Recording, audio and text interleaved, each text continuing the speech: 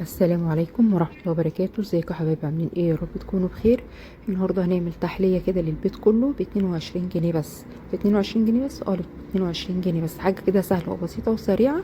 معايا نص كيلو من الحليب او اللبن، ومعايا نص كوباية من الرز، ومعايا سكر، ومعايا 2 باكت من الفانيليا.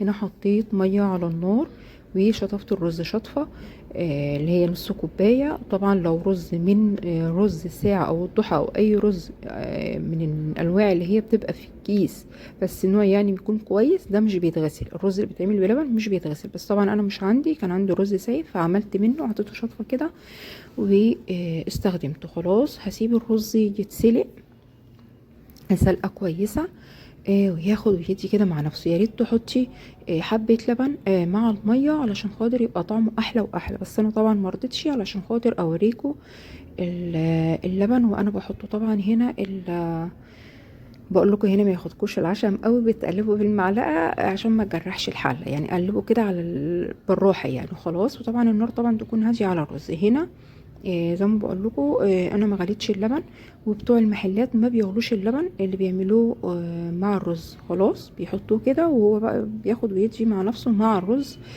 وبيشتغلوا كده. انا واخده الطريقه ديت من محل بتاع من محل مشهور يعني. هنا هسيب اللبن ياخد ويدي كده مع الرز شويه. طبعا الرز طبعا مستوي، بس هسيبه ياخد شويه من الطعم وهو بيبقى خفيف كده. وهحط السكر طبعا حسب التحليه اللي انتوا عايزينها بتدوقوه، بتحطوا حبه حبه عشان ما يبقاش مسكر منكم قوي.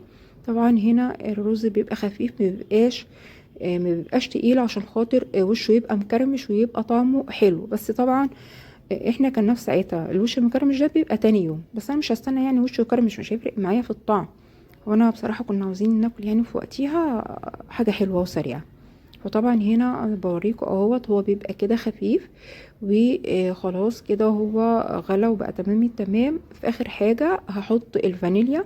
طبعا انا حطيت الفانيليا وطفيت النار على طول عشان خاطر ريحة الفانيليا ما تروحش. خلاص، طبعا بتوع المحلات ما بيحطوش فانيليا، بس انا لازم احط فانيليا بصراحة. انا بحب الرز بلبن بالفانيليا. وهحطه بقى في الاطباق، بس اقلب كويس الرز وانا بحط، لازم يطلع كله مع بعضه علشان يبقى مظبوط كمية الرز مع اللبن.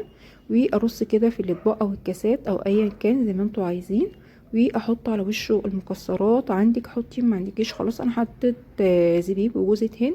حطي طبعا المتاح عندك. ويا رب الفيديو النهارده يكون عجبكم، واخر كلام، سلام.